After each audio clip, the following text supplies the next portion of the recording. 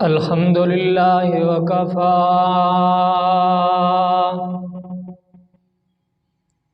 والصلاة والسلام علی من لا نبی بعدہ اما بعد فاعوذ باللہ من الشیطان الرجیم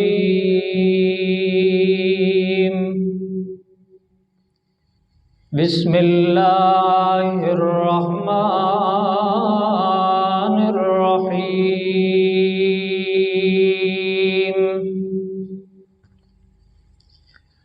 الذین یقولون ربنا اننا آمنا فاغفر لنا ذنوبنا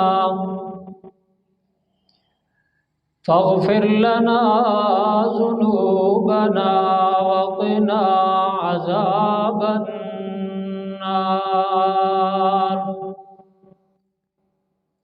الصابرين والصادقين والقانتين والمنفقين والمستغفرين بالأسحار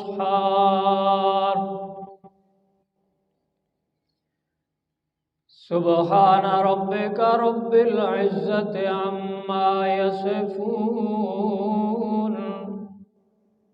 وسلام على المرسلين والحمد لله رب العالمين۔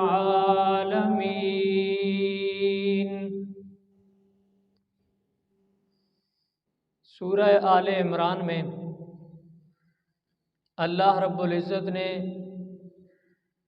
جنتی لوگوں کی کچھ صفات ذکر فرمائی۔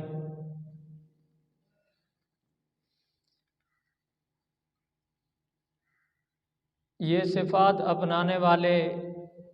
ان صفات کے حامل لوگ جنت کے مستحق ہیں کہ ضرور جنت میں داخل ہوں گے، اور ان کے لیے اللہ رب العزت نے باغات تیار کیے ہیں جن کے نیچے سے نہریں جاری ہوں گی، اور اللہ نے ان کے لیے دوسرا انعام جو ذکر فرمایا کہ ازواج مطہرہ، ان کے لیے پاکیزہ بیویاں ہوں گی، اور تیسرا انعام ورضوان من اللہ، اللہ کی طرف سے رضامندگی کا اعلان کیا جائے گا کہ اللہ تمہارے اوپر راضی ہے۔ یہ انعامات ذکر کرنے کے بعد اللہ نے پھر کچھ صفات ذکر کی ہیں کہ جو شخص یہ صفات اپنائے گا، یہ کام کرے گا، اس کو اللہ رب العزت ان انعامات سے نوازیں گے۔ یقیناً اللہ رب العزت کے بتائے ہوئے طور طریقے اور رستے سے اگر آدمی گزرے گا تو تب ہی جا کر جنت میں داخلہ ملے گا۔ اس کے علاوہ اپنے طور طریقے سے یا اپنے بنائے ہوئے رستے سے کوئی بندہ اس پر چل کر جنت میں داخل نہیں ہو سکتا۔ نبی اکرم صلی اللہ علیہ وسلم کی شریعت کے مطابق عمل کرنا، اللہ کے احکامات کے اوپر عمل کرنے سے ہی جنت کا داخلہ مل سکتا ہے، کیونکہ جنت و جہنم پر اختیار رکھنے والی ذات اللہ کی ذات ہے، اس پر کسی اور کا اختیار نہیں۔ یہ ایک مومن کا عقیدہ ہونا چاہیے، ایک مومن کا اس کے اوپر کامل ایمان ہونا چاہیے کہ اللہ جسے چاہے گا اسے جنت میں داخل کرے گا، اور جسے اللہ چاہے گا اسے جہنم میں داخل کرے گا۔ جس پر اللہ کی ناراضگی ہوئی، جو جہنم کا مستحق ہوا تو وہ جہنم میں، اور جو جنت کا مستحق ہوا تو وہ جنت میں داخل ہوگا۔ اس کے علاوہ باقی ساری کی ساریاں کہانیاں ہیں۔ کوئی کہتا ہے حضرت علی رضی اللہ تعالیٰ عنہ کے متعلق کہ وہ جنت تقسیم کرنے والے ہوں گے، جسے چاہیں گے وہ جنت میں داخل کر دیں گے۔ اور کوئی نبی اکرم صلی اللہ علیہ وسلم کے متعلق یہ نظریہ رکھتا ہے کہ پیارے آقا صلی اللہ علیہ وسلم جسے چاہیں گے جہنم میں اور جسے چاہیں گے جنت میں داخل کریں گے، یہ اپنے دل کو تسلی دینے والی بات ہے بس، اس کے علاوہ اس کا شریعت میں کوئی ثبوت نہیں، کوئی تذکرہ نہیں۔ جنت جہنم کے اختیار، آخرت کے کل اختیارات، دنیا کے تمام اختیارات، یہ ہر قسم کا اختیار اللہ کے ہاتھ میں ہے۔ اللہ نے نبی اکرم صلی اللہ علیہ وسلم کو جب وہ اپنے چچا کے پاس گئے کہ تو مرض الموت میں ہے، کلمہ پڑھ لے، میرے دین کے اوپر آ جا، میں کل اللہ کے ہاں تیرے بارے میں جھگڑا کروں گا، احاج لک عند اللہ، میں اللہ کے ہاں تیرے معاملے میں جھگڑا کروں گا کہ اس نے میرے سامنے کلمہ پڑھا تھا، اسے جنت میں داخل کر دے۔ تو اس نے نبی اکرم صلی اللہ علیہ وسلم کی بات نہ مانی، صاف الفاظ ہیں، انکار کر دیا اس نے۔ تو نبی اکرم صلی اللہ علیہ وسلم پریشان ہوئے، تو اللہ رب العزت نے فرمایا کہ انک لا تہدی من احببت ولکن اللہ یہدی من یشاء، آپ کی پسندیدہ لوگ ہدایت پہ آ جائیں جن کو آپ پسند کریں، یہ نہیں ہوگا۔ ہدایت میں اللہ نے دینی ہے، اپنی مرضی سے جسے چاہوں گا دے دوں گا۔ تو ہدایت مل گئی تو جنت کا داخلہ بھی مل گیا، جسے اللہ چاہے گا اسے جنت میں داخل کرے گا، جسے اللہ کی مرضی ہوئی جہنم میں داخل کرے۔ بہرحال یہاں اللہ نے کچھ صفات ذکر فرمائی ہیں، اور یوں ہی نہیں بندہ صرف کلمہ پڑھنے سے، کلمہ پڑھ کر بندہ بے فکر ہو جائے کہ بس ہم مسلمان ہو گئے، ہم مومن ہو گئے، ہم جنت میں داخل ہو جائیں گے، یہ بھی مستقل ایک بکلاٹ ہے، اور یہ اللہ کی غفور الرحیم والی صفت پر بندہ بیٹھ جائے کہ یہ اللہ معاف کرنے والا ہے، جی ہم نے نماز نہ پڑھی تو اللہ معاف کرنے والا ہے، فلاں فلاں ایسی باتیں، تو یہ بھی مستقل ایک جرم ہے کہ اللہ کے احکامات کو اس بنا پر ادا نہ کرنا کہ اللہ معاف کرنے والا ہے۔ کئی لوگ تو عجیب عجیب باتیں کرتے ہیں کہ اللہ کو ہماری نمازوں کی کیا ضرورت ہے۔ کسی کو اگر کہا جائے، کسی نیکی کے متعلق بتایا جائے تو وہ کہتا ہے اللہ کو ہماری نیکیوں کی کیا ضرورت ہے۔ اللہ کو نہیں ضرورت، اللہ کے ساری مخلوق، ساری کائنات اگر اللہ کی نافرمانی کرنے لگ جائے تو اللہ کی شان میں ذرہ برابر فرق نہیں آئے گا۔ یہ نیکیاں کرنا، یہ احکامات پر عمل کرنا، یہ انسان کے اپنے لیے ہے، عمل کرے گا۔ یوں ہی نہیں کہ جو شخص نیکیاں بھی کرے، احکامات پر پورا بھی اترے، اس کو بھی اللہ جنت میں داخل کر دے، اور جو ساری زندگی نافرمانیاں کرتا رہے، موت بھی اس کی اللہ کی نافرمانیوں پہ آئے، اس کو بھی جنت میں داخل کر دے، تو پھر یہ جہان بنانے کا کوئی مقصد نہ رہا۔ یہ جہان بنانے کا مقصد یہ ہے کہ یہاں دو قسم کے لوگ ہیں، اللہ نے ذہن دیا، شعور دیا، عقل دی، سمجھ دی، اور پھر رہنمائی کے لیے اللہ نے اپنے انبیاء بھیجے، کتابیں نازل کی، سب کچھ اللہ نے سامنے رکھ دیا کہ اس کو ابھی دیکھ کر سمجھ، اور میں اللہ کی پہچان کر، جس نے میں اللہ کی پہچان کی اس پر میں اللہ راضی، اور اس کو میں جنت میں داخل کروں گا، اور جس نے میں اللہ کی پہچان نہ کی، نافرمانیاں کی، تو وہ جہنم میں داخل ہوگا۔ اللہ رب العزت نے یہاں صفات بیان فرمائی ہیں۔ پہلی صفت فرمایا الذین یقولون ربنا اننا آمنا، پہلی صفت جنت میں داخل ہونے کے لیے ایمان ہے۔ وہ لوگ کہتے رہتے ہیں اے اللہ ہم ایمان لے آئے، ہم تیرے اوپر ایمان رکھتے ہیں، تیرے انبیاء پر ایمان رکھتے ہیں، تیرے فرشتوں پر ایمان رکھتے ہیں، تیری کتابوں پر ایمان رکھتے ہیں، اور قیامت کے دن پر ایمان ہے، اچھی اور بری تقدیر پر ایمان ہے۔ یعنی کیا مطلب؟ یہ سارے کے سارے کام کرنے والا صرف اللہ کی ذات ہے۔ انبیاء کو بھیجنے والا بھی اللہ، فرشتوں کی پیدا کرنے والا بھی اللہ، کتابیں بھیجنے والا بھی اللہ، انبیاء کو حق سچ کا دین دے کر بھیجنے والا اللہ ہے۔ اچھی بری تقدیر کے فیصلے یہ اللہ کرتا ہے۔ دنیا کے جہان کا مالک بھی اللہ ہے، اور مالک یوم الدین، قیامت کے دن کا مالک بھی اللہ ہے۔ اس بات پر ایمان رکھتے ہیں، یعنی دنیا میں جس طرح کوئی اختیار کسی اور مخلوق کے ہاتھ میں نہیں ہے، کل قیامت کے دن بھی کسی قسم کا اختیار کسی اور کو نہیں ہوگا، صرف اللہ کی ذات کو۔ تمام کے تمام اختیارات اللہ کی ذات کو ہوں گے، اس بات پر ہم ایمان رکھتے ہیں۔ جس کا اس بات پر ایمان نہیں تو اس کی پہلی صفت ہی موجود نہیں۔ جنتی لوگوں کی پہلی صفت یہ ہے کہ وہ ایمان رکھتے ہیں اللہ پر۔ اللہ پر ایمان آیا تو فرشتوں پر بھی خواہ مخواہ، انبیاء پر بھی، کتابوں پر بھی، قیامت پر بھی۔ اور دوسری صفت یہ ہے، ایماندار بننے کے بعد فاغفر لنا ذنوبنا، ہر وقت اللہ سے اپنے گناہوں کی معافیا مانگتے،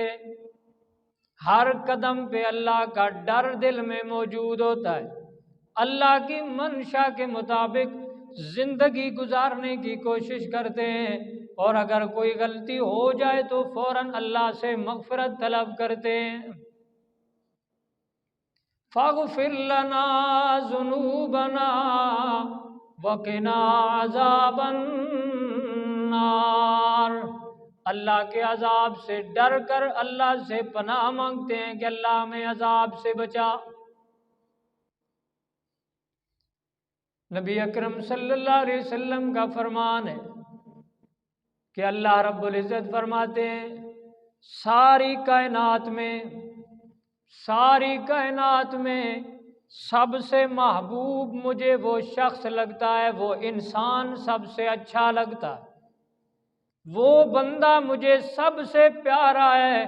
جو اپنے گناہوں پہ نادم ہو کے میرے دربار پہ آ کے ایک آنسو بہا دے۔ یہ مجھے بندہ سب سے پیارا ہے۔ اور دوسری حدیث میں نبی اکرم صلی اللہ علیہ وسلم نے فرمایا، 7 قسم کے لوگوں کو اللہ قیامت کے دن اپنی رحمت کا سایہ نصیب کرے گا، جس دن کوئی سایہ نہیں ہوگا، نفسا نفسی کا عالم ہوگا، گرمی اور تپش ہوگی، لوگ اپنے پسینے میں شرابور ہوں گے، ہر کسی کو اپنی پڑی ہوگی۔ اللہ اس دن 7 قسم کے لوگوں کو اپنی رحمت کا سایہ نصیب کریں گے، اور وہ خوش نصیب لوگ، ان میں ایک وہ بندہ بھی ہے جو اپنے گناہوں پہ نادم ہو کے اللہ کے سامنے آنسو بہا دیتا ہے۔ اس لیے قرآن مجید بھی کہتا ہے، فاغفر لنا ذنوبنا وقنا عذاب النار۔ دوسرے مقام پر اللہ رب العزت نے 27ویں پارے میں ایک مقام پر وعیدات سنانے کے بعد اللہ رب العزت نے فرمایا کہ ابھی تک بھی تم خوش رہتے ہو اور روتے نہیں۔ سورہ قمر میں اللہ رب العزت نے سورہ قمر سے پہلے فرمایا، افمن ھذا الحدیث تعجبون وتضحکون ولا تبکون۔ میں اللہ کے ڈراوے سننے کے باوجود، میں اللہ کے عذاب کے تذکرے سننے کے باوجود، میں اللہ کی جباریت اور قہاریت والی صفت معلوم ہونے کے باوجود تم خوشی خوشی پھرتے ہو دنیا میں، تم ہنستے کھیلتے پھرتے ہو، کبھی تمہیں خوف نہ آیا، کبھی تم روئے نہیں اللہ کے ڈر سے۔ صحابہ اکرام فرماتے ہیں، جب یہ آیت نازل ہوئی تو نبی اکرم صلی اللہ علیہ وسلم کے پاس ایک صحابی بیٹھے تھے، جو ہی انہوں نے اللہ کی یہ آیت سنی وَتَضْحَكُونَ وَلَا تَبْكُونَ، تم ہنستے اور روتے نہیں، تو وہ صحابی اللہ کے خوف کی وجہ سے بے ہوش ہو گئے۔ نبی اکرم صلی اللہ علیہ وسلم نے سینے پہ ہاتھ رکھا، اور وہی ہاتھ رحمت للعالمین کا سینے پہ موجود ہے، صحابی کی روح پرواز کر کے۔ اور نبی اکرم صلی اللہ علیہ وسلم نے فرمایا، جو شخص جس چیز کو تلاش کرتا ہے اسے پا لیتا ہے، اور جو شخص جس چیز سے ڈرتا ہے اس کو اللہ اس سے دور رکھتا ہے۔ یعنی یہ صحابی اللہ کے خوف کی وجہ سے، اللہ کے خوف کی وجہ سے اللہ سے ڈر گیا اور جنت کا طلبگار ہو گیا، تو اللہ نے اس کا خاتمہ بھی اپنے خوف پر کیا ہے۔ اللہ کے خوف پر خاتمہ ہو جائے تو میں سمجھتا ہوں یہ بہت ہی کمال کی موت ہے۔ اس لیے تو نبی اکرم صلی اللہ علیہ وسلم نے فرمایا، الموت، موت تحفۃ المومن، مومن کا تحفہ ہے۔ یعنی جو اللہ کی رضامندگی اور منشا کے مطابق زندگی گزارے، اللہ اسے موت جب دیتا ہے تو یہ اس کے لیے ایک تحفہ ہوتا ہے۔ یعنی کس طرح تحفہ ہے؟ مر گیا، دنیا کی مصیبتوں سے جان چھوٹ گئی، دنیا کی پریشانیوں سے جان چھوٹ گئی، سارے مسائل یہاں رہ گئے۔ اگر مظلوم ہے، موت آ گئی تو ظلم ختم ہو گیا، اگر غریب ہے، موت آ گئی تو غربت ختم ہو گئی، جو کچھ بھی ہے اس جہان میں ہے۔ لیکن اگر اللہ کو راضی کر کے گیا، اللہ کو راضی کر کے گیا تو اگلا جہان مزے ہی مزے ہیں، کوئی کسی قسم کی پریشانی نہیں ہے۔ آگے اللہ رب العزت نے فرمایا، تیسری صفت میرے نیک بندوں کی جو جنت میں داخل ہوں گے، فرمایا الصابرین، وہ صبر کرنے والے ہوتے ہیں۔ الصابرین، صبر کرنے والے، یعنی پہلا معنی یہ ہے کہ دین کے اوپر عمل کرنے میں جو مشکلات اور مصیبتیں آتی ہیں، ان مصیبتوں میں پھنس کر صبر کرتے ہیں، اللہ کی نصرت کا انتظار کرتے ہیں، اللہ کے فیصلے پہ راضی ہوتے ہیں۔ اور اس کے علاوہ جو اللہ رب العزت ویسے بیماری کا اگر دے دے اس میں بھی صبر کا اظہار ہے، اگر اللہ غربت دے دے اس پر بھی صبر کا اظہار ہے۔ صبر علی المعصیت بھی ہے، یعنی گناہ کرنے کو جی چاہتا ہے، انسانی فطرت ہے۔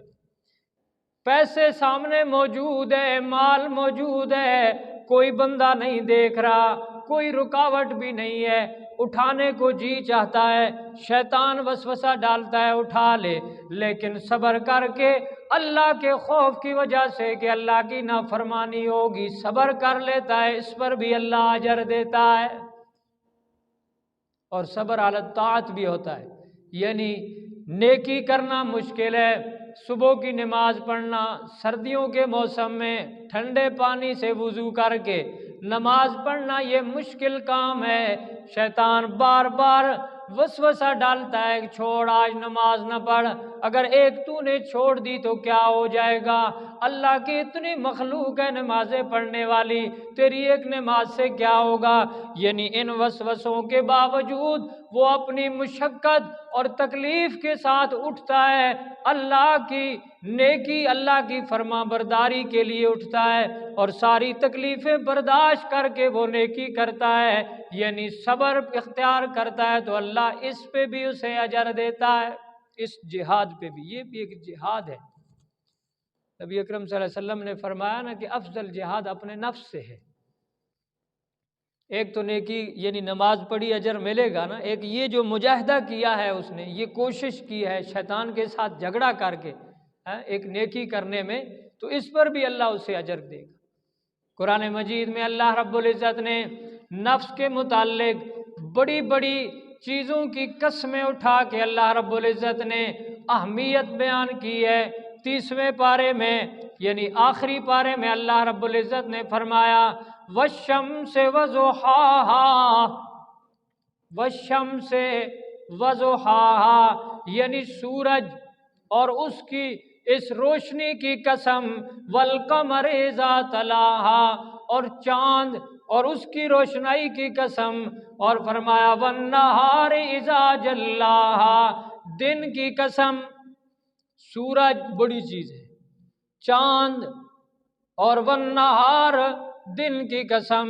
واللیل اذا یغشاہا، اور رات کی قسم، والسماء وما بناہا، آسمان کی قسم، والارض وما طحاہا، زمین کی قسم۔ آگے فرمایا ونفس وما سواہا۔ 6-7 قسمیں اٹھانے کے بعد اللہ نے فرمایا اس نفس کی قسم ہے۔ یعنی کون سا نفس؟ یہ جو اندر موجود ہے، جو انسان کو نیکی پر بھی ابھارتا ہے، جو انسان کو برائی پر بھی ابھارتا ہے۔ برائی کرنے کے لیے بھی بڑا دخل دل کا ہوتا ہے، نفس کا ہوتا ہے، نیکی کرنے میں بھی سارا دخل دل کا ہوتا ہے۔ لیکن جس شخص کا خوش نصیب ہے وہ شخص جس کا نفس اس نے مجاہدہ کر کر کے اس کو ایسا مضبوط کر لیا کہ وہ اللہ کی فرما برداری میں تو آگے آگے ہوتا ہے، نافرمانی میں کبھی آگے نہیں ہوتا۔ یہ خوش نصیب نفس ہے۔ اور جو نفس، جو بندہ خواہشات کے پیچھے چلتا ہے، خواہشات کے پیچھے، نفس کے کہنے کے پیچھے چلتا رہتا ہے، تو وہ بندہ اللہ کی نظروں میں دور، یعنی ذلیل اور رسوا ہوتا ہے، اور اللہ کی رحمت سے دور ہوتا ہے۔ نبی اکرم صلی اللہ علیہ وسلم کی حدیث ہے، نبی اکرم صلی اللہ علیہ وسلم نے فرمایا کہ جس بندے کا دل سخت ہو جائے، نفس یہ جو ابھرتا ہے، دل سخت ہو جائے، اللہ کی نافرمانیاں کرتے کرتے سخت ہو جائے، تو وہ ساری کائنات کے انسانوں میں سے اللہ سے سب سے دور ہوتا ہے۔ اتنا کافر بھی اللہ سے دور نہیں ہوتا جتنا مسلمان قسوت قلبی کا شکار ہو کر اللہ سے دور ہو جاتا ہے۔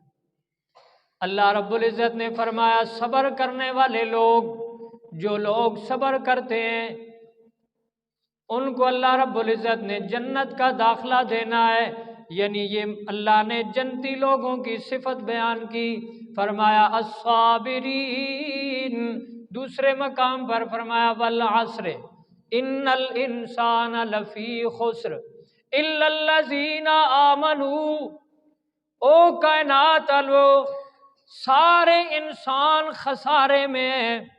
لیکن الا الذین آمنوا،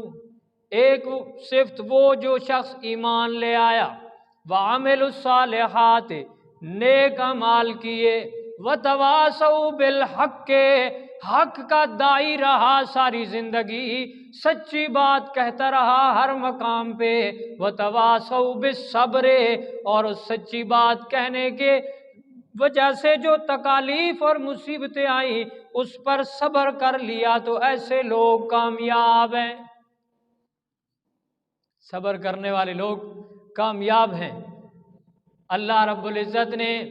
دوسرے مقام پر فرمایا والذین اذا اصابتهم مصیبۃ، پیچھے فرمایا وبشر الصابرین، خوشخبری ہے صبر کرنے والوں کے لیے۔ اور کون سے لوگ ہیں جو صبر کرتے ہیں؟ فرمایا الذین اذا اصابتهم مصیبۃ،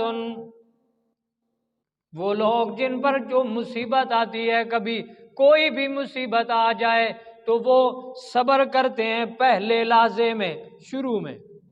مصیبت آتے ہی الحمدللہ یا انا للہ و انا الیہ راجعون، پہلے لحظے میں جو لوگ صبر کرتے ہیں ان کے لیے اللہ فرماتا ہے خوشخبری ہے، میں انہیں جنت میں داخلہ دوں گا۔ رو رو کے، پٹ پٹ کے،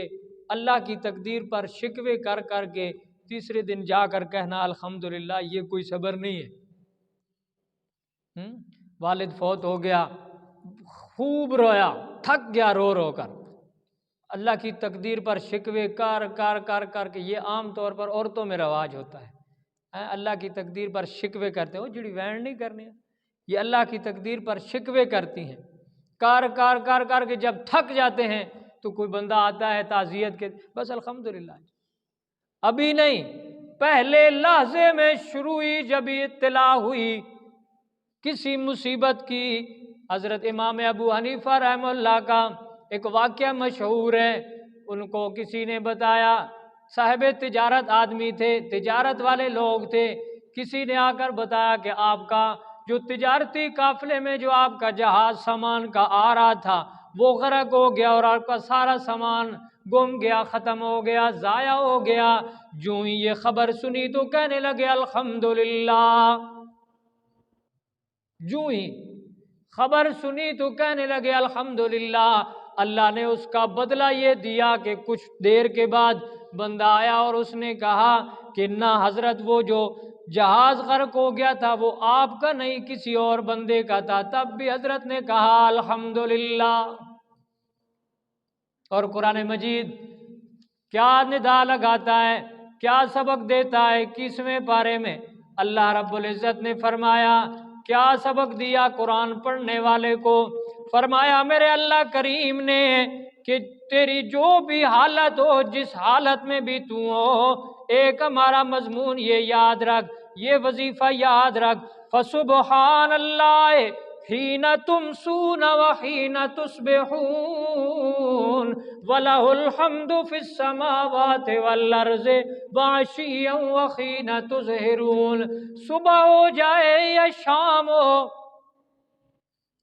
فسبحان اللہ حین تمسون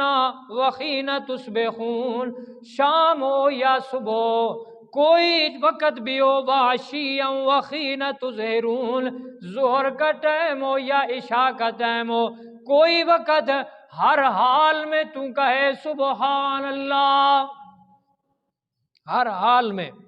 مصیبت آ جائے، تکلیف آ جائے، بھوک آ جائے، زیادہ سیر ہو کر کھا لیا، زیادہ رزق اللہ نے دیا تب بھی الحمدللہ، آج اللہ نے اگر بھوک دے دی تب بھی الحمدللہ، اللہ نے نعمتیں عطا کی ہیں تب بھی الحمدللہ، اللہ نے نعمت لے لی ہے تب بھی الحمدللہ۔ جو شخص ہر وقت اللہ کو یاد رکھتا ہے، اس کے ہر عضو میں اور ہر رگ میں اللہ بس جاتا ہے، تو پھر اس کا نتیجہ یہ ہوتا ہے کہ وہ اللہ کی نافرمانیوں سے بچ جاتا ہے۔ صبر کرنے والے لوگ جنت میں داخل ہوں گے، لیکن ہم بے صبرے، سارا جہان فی الحال بے صبرا، کھانے کے لیے موجود ہے، اچھا خاصا مل رہا ہے، اس کے باوجود اگر پوچھو تو سناؤ کیسی ہے طبیعت، کیسے حال، بس کوئی نہیں، وہ ماڑے بس یوں ہی کہتے ہیں۔ کبھی کسی نے نہیں کہا الحمدللہ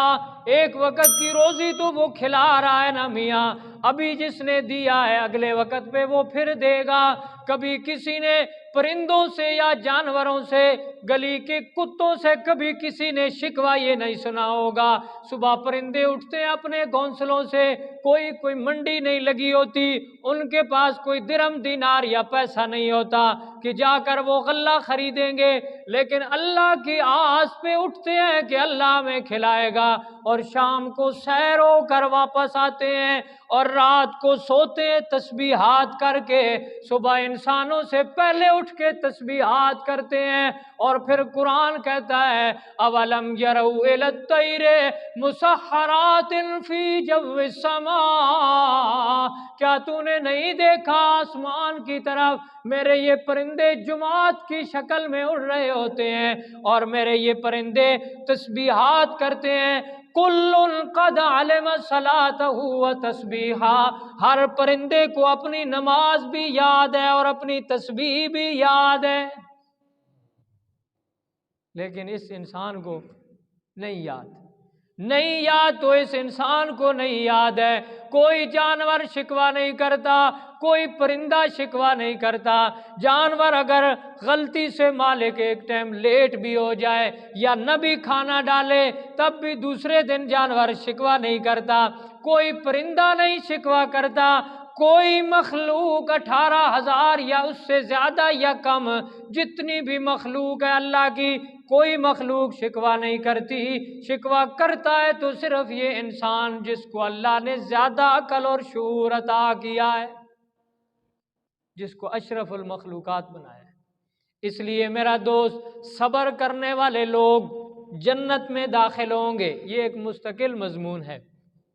لیکن خلاصہ یہ ہے کہ کوئی مصیبت آ جائے تب بھی الحمدللہ شکوے نہیں کرنے اللہ کی تقدیر پر۔ کوئی تکلیف آ جائے الحمدللہ،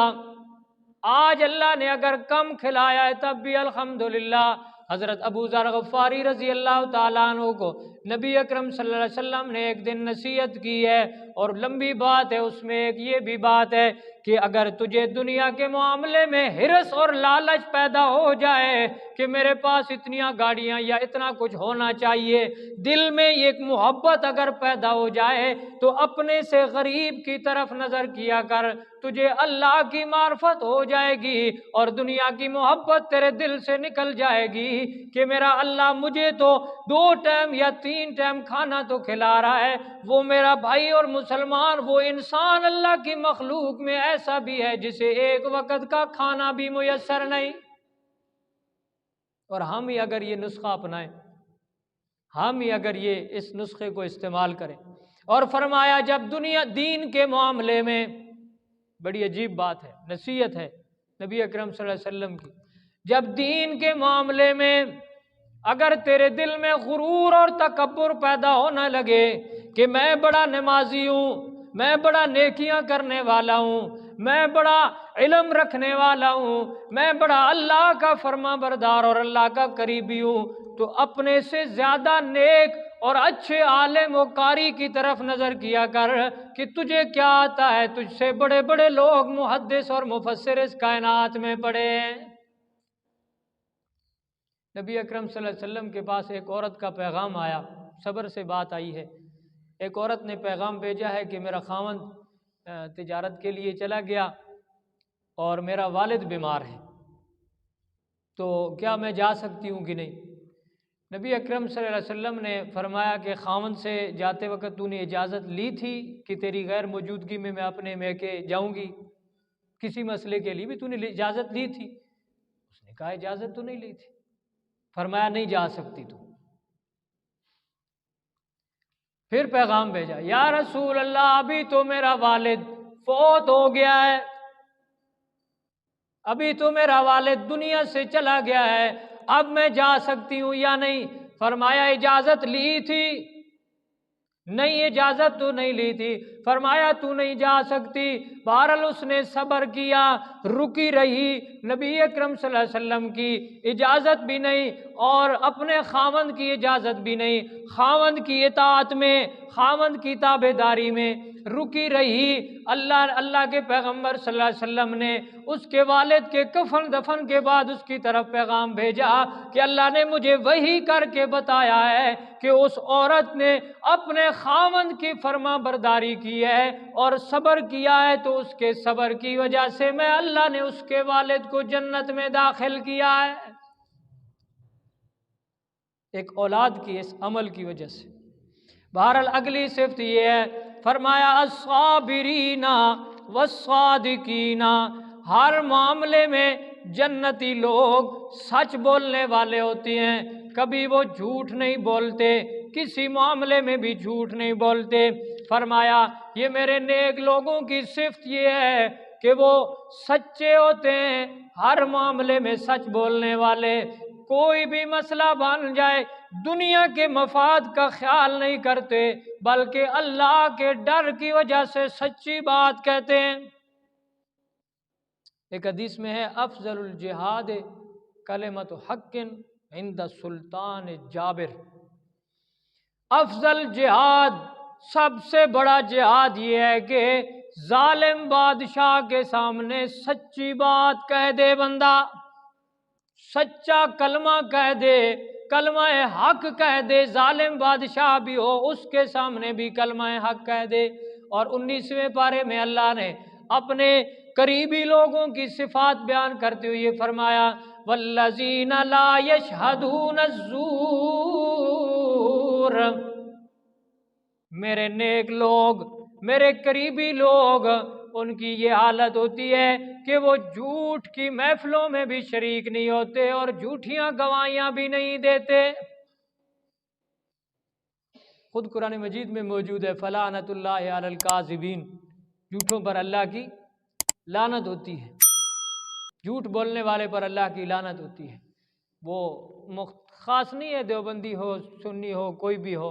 جھوٹ جو بھی بولتا ہے اس پر اللہ کی لعنت ہوتی ہے، اور اللہ کے نیک لوگ جھوٹیاں گواہیاں بھی نہیں دیا کرتے۔ لیکن میرا دوست ہمارا معاشرہ کیا کہتا ہے؟ ہمارے معاشرے میں تو سچ ملتا ہی نہیں ہے اور سچ کا ساتھی بھی کوئی نہیں ہے۔ خود قرآن میں اللہ نے فرمایا کونوا مع الصادقین، سچے لوگوں کے ساتھ ہو جاؤ، لیکن یہاں تو الٹی گنگا چلتی ہے، سچے کے ساتھ کھڑا ہونے والا کوئی نہیں، جھوٹ کے سارے دوست ہوتے ہیں، جھوٹیاں گواہیاں دینے والوں کے ساتھ سارے موجود ہوتے ہیں۔ ہماری حالت تو یہ ہے کہ ہم اپنے جھوٹ کو چھپانے کے لیے کبھی کبھی کلمے کا اقرار بھی کرتے ہیں، عدالتوں میں کرتے ہیں، کبھی کبھی قرآن مجید جیسی افضل کتاب سر پہ اٹھا کے لوگ جھوٹ بول دیتے ہیں۔ لیکن اللہ نے فرمایا جنتی لوگوں کی صفت یہ ہے کہ وہ ہر مقام پہ سچی بات کرتے ہیں۔ اب تو اس دور میں، پہلے بھی تھا لیکن اب تو جھوٹ ممبر کی زینت بھی بن چکا ہے، ممبر پر بھی لوگ جھوٹ بولتے ہیں۔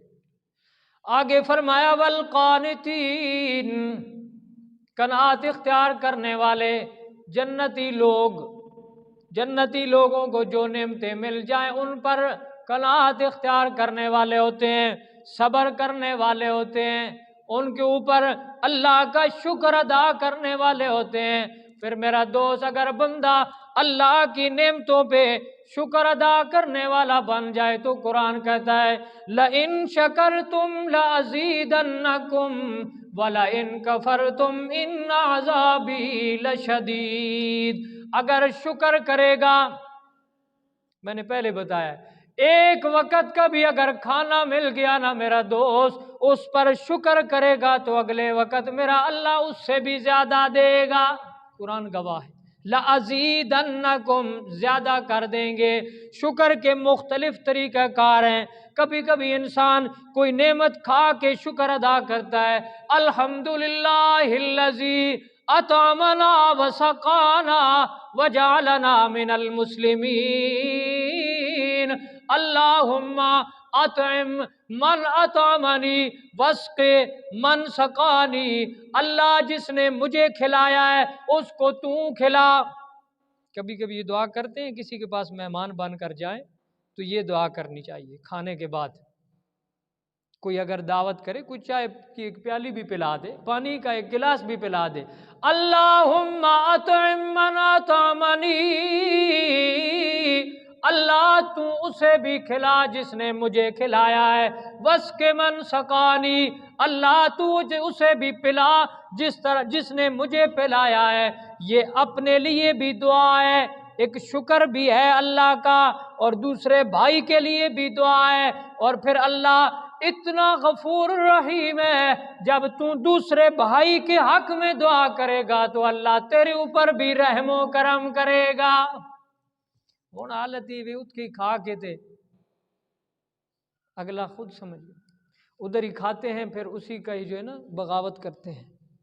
کم از کم اگر زیادہ نہیں تو وقتی طور پر جب کسی کے پاس کھایا یا کسی سے کچھ، اللہ کی نعمت تو اللہ کی ہے لیکن کسی کے واسطے سے آپ کو ملی ہے تو وقتی تو اس کے لیے دعا کر دیا کرے، لیکن وہ بھی نہیں، مرچا زیادیاں پائیاں، لون گھٹ پایا، تیل اتنا پایا پہ، گھیو اتنا پایا پہ، فلان چیز اتنی پائی پہ، نہ اللہ کا شکر ہے نہ بندے کا۔ اور خود اللہ رب العزت کے پاک پیغمبر صلی اللہ علیہ وسلم کا فرمان ہے، یہ بھی سنو، من لم یشکر الناس، جو بندہ لوگوں کا شکر نہیں ادا کر سکتا، لم یشکر اللہ، وہ اللہ کا بھی شکر ادا نہیں کر سکتا۔ جسے اپنی جیسی مخلوق کے سامنے اتنا کلمہ کہنا عیب لگتا ہے، غرور تکبر اتنا ہے کہ کسی کا شکریہ ادا کرنا، جزاک اللہ، بارک اللہ، یہ الفاظ کہنے یہ اسے عیب لگتے ہیں، تو وہ اللہ کا کیسے شکر ادا کرے گا؟ وہ اللہ کا بھی شکر ادا نہیں کر سکتا۔ اس لیے میرا دوست، یہ جنتی لوگوں کی صفت یہ ہے کہ میں بتا رہا تھا کہ اگر اللہ نے صبح کا کھانا دیا ہے تو اللہ کا شکر ادا کرے گا۔ قرآن گواہ ہے لَأَزِيدَنَّكُمْ، اللہ کہتا ہے میں زیادہ کروں گا، اور یوں ہی نہیں زیادہ، فرمایا لَأَزِيدَنَّكُمْ، ضرور بس ضرور میں اللہ زیادہ کروں گا اگر تو شکر کرے گا، اور نہ شکری کی تو سن لے اِنَّ عَذَابِي لَشَدِيد، نہ شکری کرے گا تو پھر اس تو بھی ویسے ہے، یہ جو میں نے دیا ہے یہ بھی تجھے نہیں ملے گا۔ میں اللہ کریم کا شکر ادا کیا کر۔ اور آگے فرمایا والمنفقین، اور خرچ کرنے والے ہوتے ہیں اللہ کے راستے میں، جہاں جہاں اللہ نے بتایا غربا، مساکین، یتیم، جو لوگ اپنے قریبی رشتہ دار غریب ہیں، حاجت مند ہیں، جو مستحق ہیں، اللہ نے مجھے دولت عطا کی ہے، مجھے اللہ نے رزق عطا کیا ہے، مجھے اللہ نے پیسہ دیا ہے، مجھے اللہ نے کھانا دیا ہے، میرے اندر دوسرے رشتہ دار اور بھائیوں کا، غربا مساکین کا یہ جذبہ ہونا چاہیے کہ یہ کھانا میں کھا رہا ہوں تو میرا بھائی بھی اس سے دور نہ رہے بلکہ اس کو بھی کھانا چاہیے۔ اس لیے تو نبی اکرم صلی اللہ علیہ وسلم نے فرمایا جس آدمی کا پڑوسی بھوکا سو جائے وہ کامل مسلمان نہیں ہے۔ خود کھائے سیر ہو کر اور پڑوسی اس کا بھوکا سو جائے وہ بندہ کامل مسلمان نہیں ہے، اس سے پوچھ گچھ ہوگی۔ نبی اکرم صلی اللہ علیہ وسلم نے ایک دفعہ فرمایا کہ مجھے پڑوسیوں کے متعلق اتنی تاکید کی گئی ہے، اتنی تاکید کی گئی ہے کہ مجھے خطرہ لاحق ہونے لگا کہ شاید پڑوسی وراثت میں بھی شریک ہو جائیں گے، اتنی تاکید کی تے تھے جے رولے پڑوسیاں نال، جے جھگڑے پڑوسیاں نے آپس ایک دوسرے تک نہیں اگنے، یہی معاملہ ہے نا، کوئی ایک قصوروار نہیں ہے، سارے ہی قصوروار ہیں۔ اس لیے میرا دوست اللہ نے یہ صفات بیان فرمائی ہے۔ اور آخری صفت والمستغفرین بالاسخار، میں اللہ نے میرے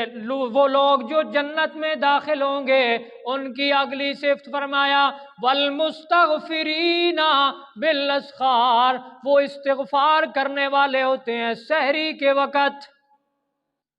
سحری کے وقت استغفار کرنے والے ہوتے ہیں۔ نبی اکرم صلی اللہ علیہ وسلم کا فرمان ہے کہ اللہ کریم انتظار کرتا ہے اور رات کا اول حصہ جب گزر جاتا ہے تو پھر اللہ حکم دیتا ہے کہ آواز لگانے والا آواز لگاتا ہے حل من مستغفر یغفر لہ، عجیب آواز ہوگی جی، رات کے وقت سارے لوگ سوئے ہوتے ہیں، سارے لوگ سوئے ہوتے ہیں، سارے لوگ غفلت میں ہوتے ہیں، اور تہجد کے وقت اٹھ کر آہوزاری کرنے والا، استغفار کرنے والے بندے کے متعلق اللہ ایک فرشتے کی ڈیوٹی لگاتا ہے اور وہ آواز لگاتا ہے حل من مستغفرن، ہے کوئی استغفار کرنے والا، اپنی معافی کرانے والا، اللہ کہہ رہا ہے کہ میں اس کو معاف کروں۔ حل من سائل یعطا، ہے کوئی مانگنے والا جس کو میں اللہ دے دوں۔ حل من داعٍ یستجاب لہ، ہے کوئی دعائیں کرنے والا جس کی دعائیں قبول کی جائیں۔ واہ جی واہ، عجیب منظر ہوگا، یہ تو اسے ہی پتا ہے جو سحری کے وقت اٹھتا ہے۔ حل من داعٍ، ہم کہتے ہیں دعائیں قبول نہیں ہوتی، اللہ کہتا ہے حل من داعٍ، ہے کوئی دعا کرنے والا، آئے تو صحیح کوئی دعا کرنے والا جس کی دعا قبول کی جائے، آئے کوئی مغفرت طلب کرنے والا جس کو بخش دیا جائے، آئے کوئی مانگنے والا جس کو دے دیا جائے۔ حضرت ابراہیم خواص سے امام جعفر رحمہ اللہ نے نقل کیا ہے کہ فرماتے ہیں کہ دل کی بیماریوں کا علاج، دل کی بیماریاں جتنی بھی ہیں اس کا علاج فرمایا قراءۃ القرآن بالتدبر، پہلا ہے، بس آخری بات میں کرنے لگا ہوں۔ قراءۃ القرآن بالتدبر، جس کے دل میں ہر کسی کے دل میں بیماری ہے، جس کے دل میں نہیں، ہر کسی کے دل میں اس دور میں تو خصوصی ہر ایک کا دل بیماریوں سے پر ہے۔ کبھی رب کی نافرمانی، کبھی دنیا کی ہوس، کبھی دنیا کی لالچ، کبھی غیبتیں لوگوں کی، کبھی گانا سنا، کبھی فحش گوئی، جتنیاں بیماریاں ہیں ساری دل کی بیماریوں کا علاج یہ ہے قراءۃ القرآن بالتدبر، قرآن کی تلاوت کرنا سمجھ کے، غور و فکر سے، قرآن کی تلاوت کرنا غور و فکر سے۔ غور و فکر کہیں جو سی جساں سیدھا پڑھنا ہی نہیں آنا، جس کو سیدھی قرات نہیں آتی، پڑھنا نہیں آتا، وہ غور فکر کیسے کرے گا؟ غور فکر تو تب ہوگی جب قرآن مجید کو سمجھے گا، قرآن مجید کے درس میں شامل ہوگا، ترجمہ پڑھے گا، تو پھر وہ جس وقت تلاوت کرے گا تو خواہ مخواہ اس کے ذہن میں۔ ہمارے محلے کا ایک آدمی گیا عمرے پہ، یہاں کی بات ہے، وہ واپسی پہ مجھے بتا رہا تھا کہ ایک عربی قرآن مجید پڑھ رہا تھا اور رو رہا تھا، خوب رو رہا تھا۔ مجھے عربی تو نہیں آتی تھی، لیکن میں نے انگلش میں اس سے پوچھا کہ چلو اس کو انگلش آتی ہوگی، میں نے اس سے انگلش میں پوچھا کہ تو قرآن پڑھ رہا ہے اور روتا کیوں ہے؟ اس نے کہا کہ تمہیں کیا پتا قرآن کیا کہتا ہے، ہم عربی ہیں، ہمیں پتہ ہے، میں اللہ کی عذاب کی آیات میں نے پڑھی ہیں، اس لیے میں رو رہا ہوں کہ اللہ عذاب دے گا ہمیں۔ اس لیے میرا دوست، دل کی بیماریوں کا ایک علاج یہ ہے کہ قرآن کو سمجھ سے پڑھ، سمجھ کے پڑھ، اور فرمایا وَخَلَاءُ الْبَطْنِ، اپنے آپ کو تھوڑا بھوکا رکھنا چاہیے، ہمیشہ رج کے نہیں، تھوڑی پیٹ خالی رکھنا چاہیے، پیٹ خالی رکھنا یہ بھی دل کی بیماریوں کا علاج ہے۔ اور آگے فرمایا کہ سحری کے وقت اٹھ کر اللہ کے سامنے عاجزی اور تضرع سے رو لینا، یہ بھی دل کی بیماریوں کا علاج ہے۔ اللہ عمل کی توفیق عطا فرمائے۔